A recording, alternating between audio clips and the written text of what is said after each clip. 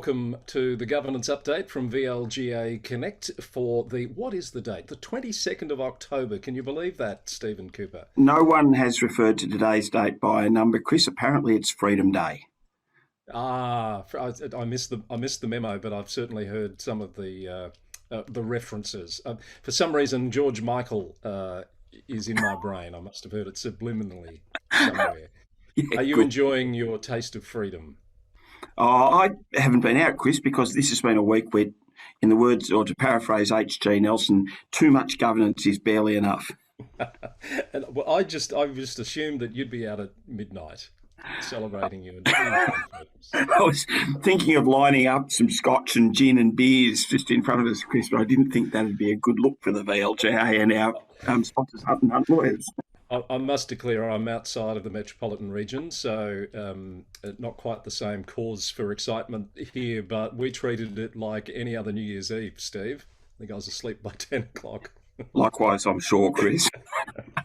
Right, too much governance is not enough, you say. So where do we start? Gosh, really the theme has been the impact of the integrity agencies around the country. We've got IBAC, ICAC, the Office of the Independent Assessor in Queensland, all with processes underway that are impacting on local government.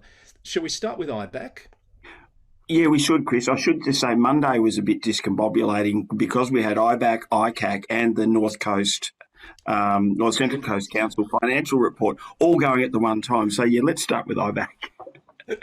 I hope you managed to take in some of that because I unfortunately wasn't able to take in any of it. But the mayor, the now former mayor of Banyule, appeared at the IBAC hearings, which is into really the allegations of branch stacking and use of public resources, intersecting with party politics, and that's found the mayor of Banyule being caught up this week as a witness and has now stepped down from the role of mayor. So, Chris, Councillor Garotti has taken leave of absence as a councillor and stepped down from his role of mayor, and the deputy mayor, Tom Malick, I understand, will fill the role of acting mayor for the time being until the council sorts that process out. Yes, the CEO in that statement from Banyule Council said, referred to the concerning reports that have emerged from IBAC hearings, which was addressed by Councillor Garotti in recent days. I can appreciate this is a challenging time for Councillor Garotti, and I respect his decision to step down. We were wondering whether this IBAC proceeding would somehow intersect with local government. We weren't quite expecting this, I dare say. No, I think you're right, Chris. And look, the IBAC will make its report in full time. I think it does. There's a couple of reminders in here for me that fall out of it, though. And one is that in terms of ethical conduct generally, it doesn't just affect the people who are directly involved. Inevitably, there is a wider knock-on effect. And when people are thinking how to respond to ethical issues, it's worth giving that, wider implication consideration. And certainly, in this case, trust in the institutions of government has taken a hit. So there's an update on the Moreland issue this week as well. You might recall there's been an inquiry at VCAT considering whether the integrity of the election in one of the wards at Moreland was compromised. There's allegations about tampering with ballot packs, etc. The latest is that, according to The Age, VCAT Vice President Samantha Marks has handed down an interim decision seeking to have Victoria Police hand over 83 suspicious ballots. The implication is that a small number of tarnished votes could have changed the outcome of that election. So this could potentially lead to the election being declared void in that ward and a by-election conducted. And remembering, Chris, that VCAT now has the power that used to be in the Court of Disputed Returns as part of the Magistrates Court is now it sits with VCAT. And that's quite right, that the VCAT has the power to declare the election invalid. So another step along the way for the VCAT Commissioner to review those votes. And Steve, there's a parallel process, of course, running there with Victoria Police looking into those issues from a legal standpoint. A particular council has hired a barrister, and The Age reports is expected to be charged on summons for alleged tampering. We'll wait to see whether that actually Yeah. plays out. File that under watch this space, Chris. So that's Banyule and Moreland impacted by news this week. The city of Yarra has been in the news this week for a couple of reasons, Steve. They've revisited their parking space plan with businesses, and I believe they've tweaked that. I'm not across all the details, so I'm not going to go into specifics on that, but I do understand it was contested again and passed on a casting vote from the mayor on Tuesday evening when that was revisited. And the reason for the revisiting was the state government funding that's been announced to support councils and businesses in making those outdoor spaces. So they wanted to make sure that they didn't remove eligibility for businesses, etc., to access those funds. There was a suggestion that the levying of that fee might actually prejudice the council in terms of the quantum of those funds it would get, Chris. And the other bit of news out of Yarra is the announcement that long-standing chief executive, Vijaya Vaidyanathan, who is known to all as VJ, has obtained a new role with a new body out of the city of Melbourne and will be stepping down at Yarra at the end of the year. What a terrific, a terrific appointment, B, a terrific initiative by the City of Melbourne to involve itself in public housing. I just think, Chris, it's a mark of a civil society that we should be putting a roof over people's heads. And you might want to talk about the VLGA LGIU Housing Summit last night, because it became quite apparent there that local government can play an important role.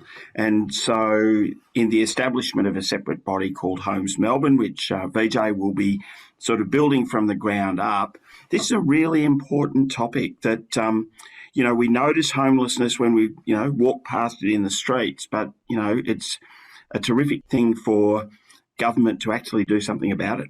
Yeah, I gather that opportunity to do something really meaningful is what's appealed to VJ. We spoke with her briefly yesterday, and she seems understandably very excited about this opportunity. She was also in the audience at our housing panel last night that you've mentioned, Steve. And I'm reminded in your comments that one of our speakers, Peter Colicino from Infrastructure Australia, very, very strongly and clearly made the point that local government does have control of a lot of the levers that can shift the balance on this issue. And there are councils that have been operating in this space either directly or indirectly for a long time, Chris, and have developed funding models that are sustainable, that allow for, the capital construction of housing and for them to be occupied at a discounted rental in a way that can be ongoing. So it's not like this is a new topic for local government. Absolutely right. The panel will be available for viewing for VLGA members and anyone who registered in the not too distant future, probably later today. So we do recommend that to anyone who's got an interest in those very important and topical housing issues right now. Chris, can I just make a comment too that I was a bit interested in the reporting of VJ's departure from Yarra in the media, and I think it sounds as though it's been subject of a bit of sub-editorial influence, because the article started by saying that there was a string of controversies over the last 10 years in that time, and one was the one they ran last week, and the other was from about 5 years ago in response to a decision by the council regarding the observance of January 26, and in fact there was an element of political correctness going on there. So was the Herald Sun suggesting that we should somehow think less of VJ as a CEO for implementing the decisions that were lawfully made by the council for which she works? Is that what they were suggesting? I think so, Chris. And look at it, that really got me thinking. And you know that from time to time in local government, the council will deal with complex issues, and a communication will go out to staff saying, if you get any queries, here's what you need to say. And I can think of an example that you and I both shared in regard to a particular public park where there was contaminated soil. Yes. It's really important that for the culture of the organisation, the elected council, the councillors who are elected by the community, that their decisions are implemented, to the fullest extent. Now, I wouldn't be too critical of a CEO that gives staff a script about what to say in response to a council decision. It certainly does rank as controversy in my book. And, I think a journalist or two should probably actually go and have a look at what the legislation says about the responsibilities of a CEO to implement the decisions of the council in a timely matter and report on the progress of those implementations. It's not like they're sitting there making these decisions in isolation. Chris, I think the other thing too is that the ministers initiated a review into the culture in local government, which will focus on councillors. And it may not touch on this issue, but if you've got a culture in organisations where people feel it's okay to freelance after the council's made a decision, you've got a problem. Accountability is ultimately trashed if that happens. So, not particularly high on the level of controversy, I suppose. No, so good luck to VJ. Sounds like a terrific appointment. The speculation will, of course, start now as to what happens with who's going to be in the running for that role. I've already had some texts this morning. Do you know? I'm saying, look, cool your heels. It's a bit too early, but we do have the list updated on the Local Government News Roundup website, which now has 22 entries. I'd expect nothing less. Well done. Now, Steve, let's move on to ICAC, shall we? I know you've been watching that with a bit of interest this week. Former premiers and advisors' advice making the news. Really interesting stuff again. Oh, look, a few quite sort of bombshell moments in the ICAC hearing in New South Wales. Chris, in regard to the decisions of government relating to a clay shooting centre and a cultural centre in the seat of Wagga Wagga, don't need us to publicise those things, but I thought it was quite interesting.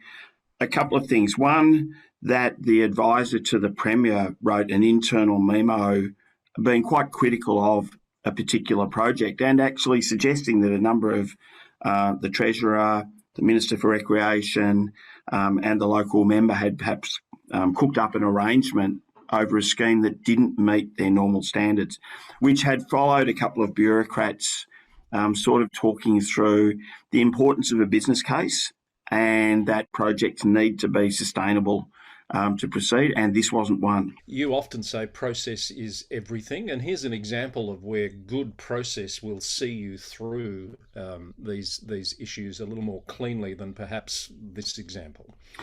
I think that's right, but equally, process and culture can be easily corroded, and one of the issues in this case, and it's not confined to the New South Wales state government, I think governments of all colours can be tainted in this way, where it becomes habitual that the process is skirted around. So the memo that I talked about also mentioned there was a discussion at the time around the fact, well, we might do it, but it's not even a marginal seat. So if you've got a culture where it's okay to depart from, the best, spending the money in the best place because it's a marginal seat, it's not a great sort of step further to end up with sort of, wholesale misallocation of government money, I suppose, Chris. Let's not talk about commuter car parks then. No, let's not go there. Let's stay with one of the risks that we have is that people can be... One of the really interesting features of ICAC is that the former Premier really had a reputation for being strong on integrity. So Mike Baird, in giving his evidence, said that Ms Berejiklian was a person whose judgment he would trust. And so he only found out about the relationship with the member for Wagga Wagga at the same time as everyone else when it was raised in ICAC, and he said he was incredulous. Had that conflict of interest been known, then maybe different decisions would have been made. So it is a risk sometimes that we actually give ourselves and others, I guess, a level of ethical authority that, in fact, as humans, we all suffer from weakness and we rely on each other to sort of raise issues and work out what the line is so that we don't slip. And I'm reminded, in fact, that one of the former New South Wales premiers that bit the dust, so to speak, Barry O'Farrell, you might recall, accepted a bottle of Grange, and that was where the media went. In fact, he fell on his sword because he'd told an untruth to a Royal Commission, which made his position untenable.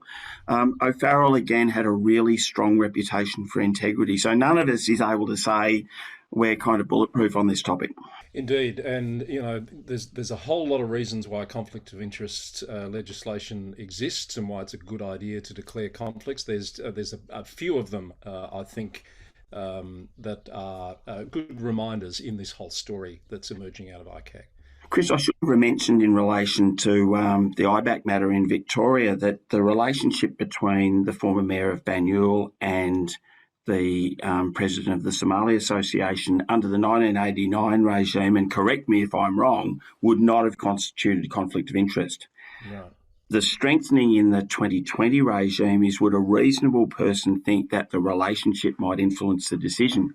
And you would have to suggest that had those issues had any issue occurred under the 2020 regime, then it might be far more likely that a conflict ought to be declared. And so we need to be really watchful of that. Just back briefly to New South Wales, and before we move further north, the Waragamba Wall, there's a proposal to raise the Waragamba Wall, which is at the stage of there's an environmental impact statement out, I understand, which has been very heavily criticised by the councils in that area. I think Blue Mountains is one. It just escapes me which the other is. They've come out pretty strong in, if you'll excuse the pun, damning that whole process. But you've picked up on another angle to that story this week. Now, if I can go back a step, Chris, that and I hope I say the thing that you were expecting me to say. My understanding of the criticism is that, or the background is that the reason for raising the dam wall is because with climate change, we're more likely to get rain inundation. So let's fill the capacity. So the bit that I noticed this week was, I think it was the Insurance Council pointed out that, in fact, it's not raising the dam wall that's the issue, because the dam may burst or flood anyway. The issue is that there has been inappropriate development, and maybe that money would be spent better by buying up those houses that are at risk of flood inundation. That's exactly the point I thought you were going to make. It's an interesting angle on the argument, and it's not one that sat well with the minister concerned in the New South Wales government. I notice he's accusing the insurer's body of trying to drive up premiums, basically. Let's take a step back. I mean, insurers price their risk. So one way or the other, the insurers price in the risk and charge premiums accordingly. So, I can say that. I thought the other part of that, though, Chris, was, and I'm not the first person to raise this, so I'm parroting other people, but there is often a pressure put on councils to allow the optimum development of land. Show me a council that tries to implement a flood overlay into their planning scheme, and I'll show you one that's been criticised for being bureaucratic, heavy-handed, too much red tape, stifling development, all of those sorts of things. Yes. And I think if you look around every state in the nation, there are properties that maybe shouldn't have been developed, and councils that have been put under pressure because of this. It's almost like, and again, this isn't my words originally, but this sense that if you own land, you should be able to develop it to the hilt. And the reality is that comes at a cost of communities. Now, it might be development in inner urban areas where what looks nice now becomes an urban ghetto in 10 years. But it might also be that the 1 in 100-year flood we know is now about the 1 in a 10-year flood. It might also be, and I've heard from emergency services providers, that, if you develop property in bushland, and often these are people that are developing in these locations because that's where they can afford to live, when there is a fire, and we know that fires are getting worse, you've got to get those people out. You potentially need to get fire units in. That the whole emergency management regime becomes far more complex. And I just think anything that local government can do to strengthen the fact that, the principles of the Local Government Act about the sustainability of decisions should also apply in regard to property development. So it's an interesting discussion in relation to, what would be the best way of treating those properties that sit underneath a dam. That's really thought-provoking, Steve. And while you were saying that, you were talking about fires, made me wonder, have you watched the ABC Fires program? I've seen some of them, Chris. How would I describe this? I've got to say I find it a bit confronting. Yeah. It's on my watch list, and probably for that reason, I'm just not quite in the headspace to watch it yet. But I imagine some of those issues that you've just been talking about are going to play out in Mm. that program. I also want to give you the opportunity to talk about your latest podcast with Attractor Lagan, because it occurs to me that some of the issues we've been talking about today that are coming up through the integrity bodies are fodder for the sort of ethical conversation that you've had with Attractor. Thanks, Chris. I don't normally freelance about my own podcast, but the October episode, I got to interview business ethicist Dr. Attractor Lagan, who is one of the leading commentators on business ethics and behaviour science in Australia. And one of the things we talked about was the capacity of good people to do bad things, I suppose, that sort of potential to inadvertently walk into an ethical dilemma, and the importance of the role of leaders in that space. So really encourage anyone to have a listen to that. And I don't know if you went earlier in the week, Chris, but the Institute of Company Directors are running its Essential Director update this week. And one of the things I really noticed, they have probably for the last 5 years or so, there's been an increasing emphasis on the role of directors, I think leaders in organisations generally, about culture. Two themes really emerged for me. One was diversity, and a sort of an awareness now that, look, actually diversity does provide broader thinking capacity, but a lack of awareness about how to actually build diversity in a way, in a board, for example, in a leadership group, in a way that's meaningful. The other part was around culture, and what became quite evident is this awareness that it is no longer okay just to run up a set of values and say we value collaboration, integrity, respect, customer service. That the emphasis on leaders is to actually critically analyse everything that we do in terms of the impact on the culture of the organisation, the capacity for people in the organisation to be psychologically safe having difficult conversations. There's been just a real confluence of issues that has put that responsibility on leaders. And all of those things we've just talked about sort of come together in terms of the kind of thinking I think that people need to do in relation to the Minister's culture review. So to answer your first question, and I agree with all those points, I did start to watch the Essential Directors update, but had very bad internet for some reason. So I've made a note to watch the replay back over the next couple of days. So I'll do that with a slightly different lens now. Thanks for that, Steve. We're probably out of time, but we did want to just touch on what's happening in Queensland with the Office of the Independent Assessor. They're looking into some comments made by the Barcaldine Regional Council Mayor, Councillor Sean Dillon, back earlier in the year. I know you've seen something about this too. Apparently, he made public statements about a lack of confidence in local health institutions to roll out the COVID-19 vaccine, and apparently that's gotten him into some hot water. It has, and there's a bigger campaign going on too, Chris, in terms of is it the Office of the Independent Assessor? Is that the local government inspectorate in Queensland? So there's the equivalent, yeah. Yeah, some quite public sort of media commentary around, has this body gone too far? Are we being heavy-handed in the capacity of councillors to do their role, which is not dissimilar to the sort of criticism made of ICAC in the raising of the issues about the former Premier.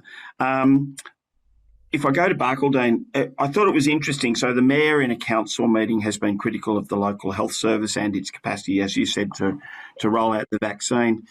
A couple of things emerged for me there, actually three things. The first is presumably someone complained about it, and the Office of the Independent Assessor, like the local government inspectorate, needs to respond to a complaint. So let's put that aside.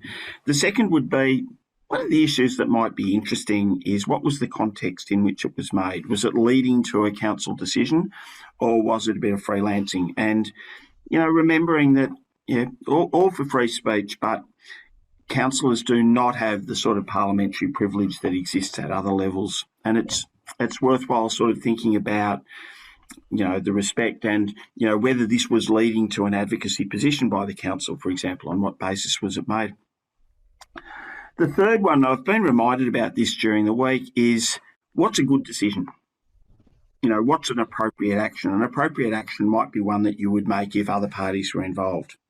So at the moment, we're making a few comments about public health agencies, and look, that's all fine. Would we, in a bushfire, make the same comments about our fire services or our emergency services? And thinking about what was done and putting it in a context where if it was another person, would it be okay, might be a way of sort of assessing whether it's okay. And either way, the integrity agency will make a decision. Absolutely. We'll watch that one with interest. I just do want to point out that you've said process is everything earlier, and now you're saying context is everything. Steve, which one is it, or is it both? It's both, Chris. The context will affect the process, but you've got to be clear on the process. Stop it. I think you're trying to embarrass me. Hey, can I just keep going on one thing? Yeah. The Courier Mail's been running a series of articles around the activities of the Office of the Independent Assessor. I just keep liking to say that. And there's a list that they published a few days ago about the sort of investigations that have been done. I've got to say, I've been looking at the list thinking, well, that seems fair enough, and a couple of really interesting examples. Like there was an example where the mayor of a major city in North Queensland took a trip to India courtesy of Adani and failed to declare that on the register of interests. And it was held that, that's a bit heavy-handed. There's been 16 years of good service. I reckon we can walk and chew gum at the same time. The 16 years of service should be honoured, but at the same time, I think the community would like to know if Adani have paid for a trip to India.